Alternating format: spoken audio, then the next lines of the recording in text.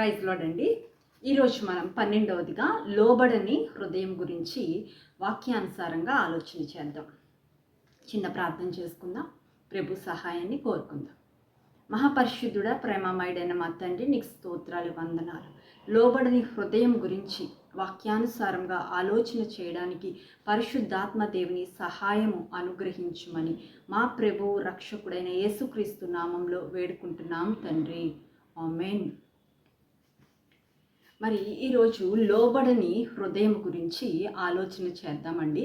లోబడని అని ఆలోచన చేస్తే, లోబడటం అంటే ఆధ్యాత్మికంగా మనం ఆలోచన చేస్తే దేవుని వాక్యానికి లోబడని ప్రజలు, మరి దేవుని వాక్యాన్ని అంగీకరించని వారు, మరి విధేయత లేనివారు, పరిశుద్ధ గ్రంథంలో లోబడక నశించుకుపోయిన వారు ఎందరో మనకి కనిపిస్తారు. లోబడి గొప్ప ఆశీర్వాదాలు దేవుని యొద్ద నుండి సంపాదించుకున్నవారు మనకి కనిపిస్తారు. అయితే ఈరోజు లోబడని హృదయం గురించి, లోబడని వారిని గురించి మనము ఆలోచన చేద్దామండి. మరి యెషయా గ్రంథము 65వ అధ్యాయము 2వ వచనంలో ఒక వాక్యాన్ని మనం చూస్తాం. లోబడనొల్లని ప్రజల వైపు దినమంతయు నా చేతులు చాపుచున్నాను అని యెషయా గ్రంథం 65వ అధ్యాయం 2వ వచనంలో మనం చూస్తాం. దేవుడంట దినమంతయు ఆయన చేతులు చాపుచున్నాడంట. ఎవరి కోసం దేవుడు చేతులు చాపుచున్నాడు?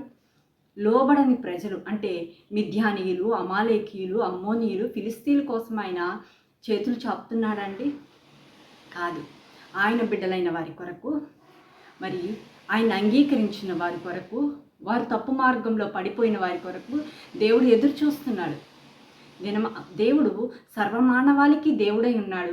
అయితే ఆయన ఎదురు చూసేది, ఆయన చేతులు చాపుచున్నది లోబడని తన బిడ్డల వైపు ఆయన దినమంతయు చేతులు చాపుచున్నాడంట.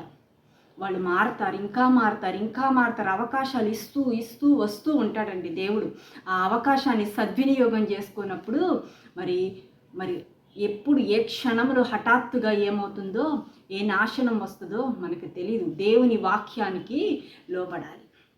అయితే మనము పరిశుద్ధ గ్రంథం గమనించినట్లయితే భయంకరమైనగా ఐగుప్తు దేశంలో ఇశ్రాయేలు ప్రజలు బానిసలుగా జీవిస్తున్నారు.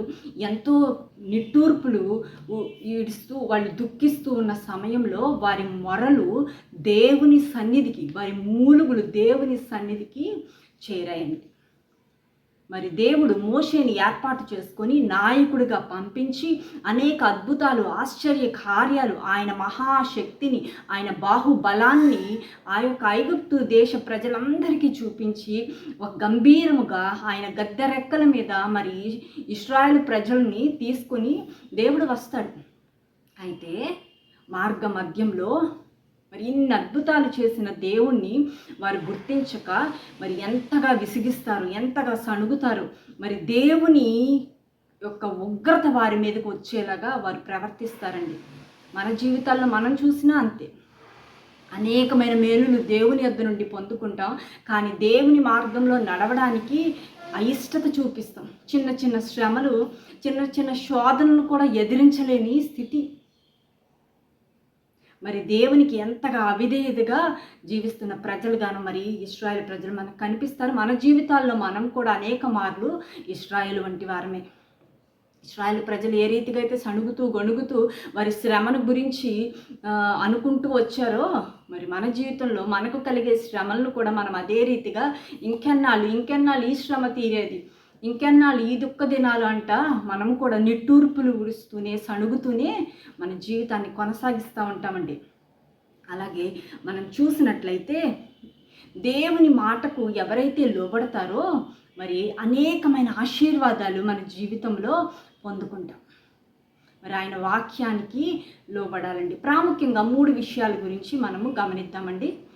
మొదటి పేతురు 3వ అధ్యాయం 5వ వచనం మనం చూసినట్లయితే, అటువలే పూర్వము దేవుని ఆశ్రయించిన పరిశుద్ధ స్త్రీలను తమ స్వపురుషులకు లోబడి ఉండుట చేత తమ్మును తాము అలంకరించుకొనిరి. మరి లోబడ్డారండి. పరిశుద్ధ స్త్రీలు తమ స్వపురుషులకి లోబడ్డారు. మరి లోబడి ఉండడం వల్ల మరి ఇది క్షయమైపోయిన అలంకరణ కాదు. మరి బాహ్య సౌందర్యాన్ని ప్రాముఖ్యత ఇచ్చే అలంకరణ కాదు, అంతరంగాన్ని అలంకరణతో నింపుకున్నారు. అంతరంగ సౌందర్యం అండి, అక్షయ సౌందర్యము. చాలామంది బాహ్యాన్ని చూస్తారు, శరీరాన్ని చూస్తారు, శరీర అలంకరణ చూస్తారు, కానీ దేవుడు కోరుతున్నది మరి అంతరంగ అలంకరణ. ఈ అంతరంగ అలంకరణ పరిపూర్వము పరిశుద్ధమైన స్త్రీలు ధరించారంటండి.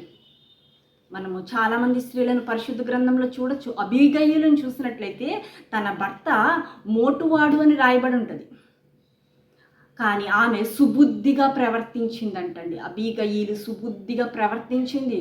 తర్వాత నాబాలు చనిపోయిన తర్వాత ఆమెను దావీదు వివాహం చేసుకుంటాడు.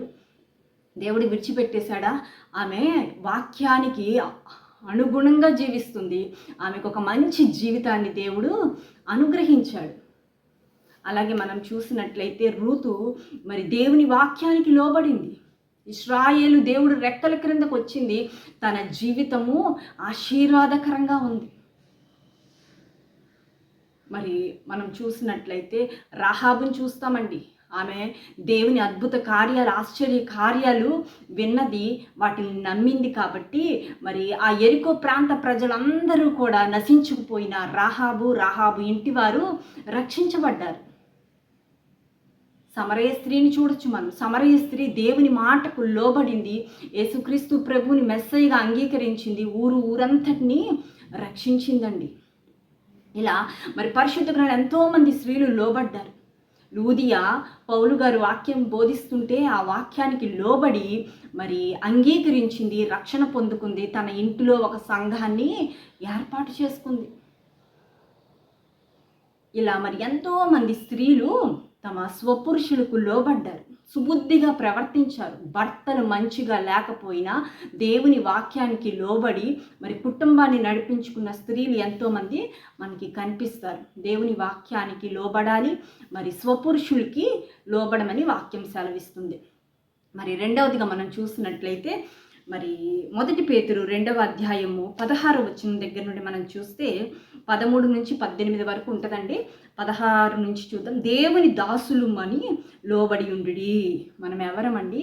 దేవుని దాసులం, ఆయన ప్రజలము, ఆయన సేవకులుగా మనం ఎలా ఉండాలంటే లోబడి ఉండాలి. లోబడి ఉండడం ఏదో తగ్గించుకొని ఉండడం, మనల్ని మనము మన ప్రెస్టేజ్ ఏమాత్రం తగ్గిపోదు. దేవుని వాక్యానికి లోబడితే మరింత ఘనత దేవుడు మనకు అనుగ్రహిస్తాడు. మరి అందరినీ సన్మానించుడి, సహోదరులను ప్రేమించుడి, దేవునికి భయపడుడి, రాజుని సన్మానించుడి. పనివారులారా, మంచివారును సాత్వికులునైన వారికి మాత్రము కాక ముష్కరులైన మీ యజమానులకును పూర్ణ భయముతో లోబడి ఉండుడి. ముష్కరులు ఎవరండి? మూర్ఖులు. వీరికి కూడా లోబడి ఉండమని వాక్యం సెలవిస్తుంది. వాళ్ళు మంచి వాళ్ళు కాదు, వాళ్ళు చెడ్డవాళ్లే, అయినప్పటికీ లోబడి ఉండమంటుంది. మనము ఇలా లోబడిన వాళ్ళని పరిశుద్ధ గ్రంథంలో చూసినట్లయితే యోసేపు, దానియేలు వీళ్ళు మరి అన్య రాజ్యం కిందకు వచ్చేసారు. మరి అయితే వారికి లోబడ్డారు. వారి పేర్లు కూడా మార్చబడ్డాయి. దానియేలు పేరు బెల్తెషజరుగా ఆ యొక్క దేవుని పేరుని దానియేలుకు పెట్టారు. అయితే వీళ్ళందరూ లోబడ్డారు. అధికారులకు మరి రాజులకు లోబడి పనిచేశారు, వినయ విధేయతలతో పనిచేశారు. ఎంతగా హెచ్చించబడ్డారంటే యోసేపును చూసినట్లయితే ఐగుప్తు దేశానికి ప్రధానమంత్రిగా దేవుడు తీసుకొచ్చాడు. దానియేలుని చూస్తే ఒక ప్రాముఖ్యమైన వ్యక్తిగా, రాజుగారి తర్వాత స్థానాన్ని సంపాదించుకునే గొప్ప అధికారిగా దానియేలు అయ్యాడు. జీవము కలిగిన దేవుని మాటకు లోబడి మనము ప్రవర్తించినప్పుడు ఆయన మనల్ని అత్యధికంగా ఆశీర్వదిస్తాడండి. మరి మూడవదిగా మనం చూసినట్లయితే హెబ్రీలకు రాసిన పత్రిక 13వ అధ్యాయం 17వ వచనంలో, మీ పైన నాయకులుగా ఉన్నవారు లెక్క ఒప్ప చెప్పవలసిన వారి వలె మీ ఆత్మలను కాయుచున్నారు. వారు దుఃఖముతో ఆ పని చేసిన ఎడల మీకు నిష్ప్రయోజనము గనుక దుఃఖముతో కాక ఆనందముతో చేయనట్లు వారి మాట విని వారికి లోబడి ఉండుడి. కాపరులండి, ఆత్మలను కాపరులు అంటే దైవజనులు. మరి దైవజనులకు మనము లోబడి ఉన్నప్పుడు మరి గొప్ప ఆశీర్వాదం పొందుకుంటాం. దైవజనులు దుఃఖముతో పరిచర్య చేస్తే మనకి ఏ రకమైన ఉపయోగము మేలు ఉండదు. అది దైవజనులకి వారి ఆజ్ఞలకు, వారి మాటలకు, వాక్యానికి మనము లోబడాలి. మరి ప్రస్తుత దినాల్లో అనేకమైన దుర్బోధలు బయలుదేరినాయి. కాబట్టి ప్రతి ఒక్కరూ వాక్యము చదువుకొని దైవజనులు చెప్పే సత్యవాక్యానికి మనము లోబడి ఉండాలి.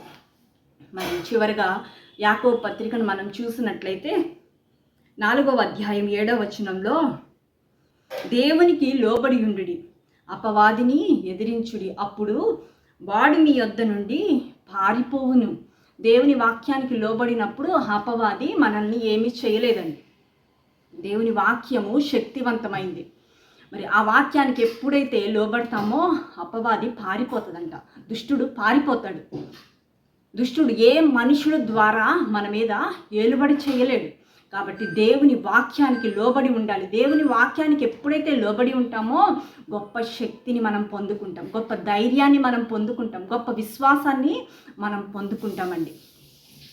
మరి ఇటు రీతిగా లోబడి ఉండాలి. ఒకవేళ మనం లోబడలేదనుకోండి, ఎన్నిసార్లు దేవుని వాక్యం మన యొద్దకు వచ్చినా లోబడకపోతే, మరి యెషయా గ్రంథం 30వ అధ్యాయం 1వ వచనం ప్రకారం, లోబడని పిల్లలకు శ్రమ.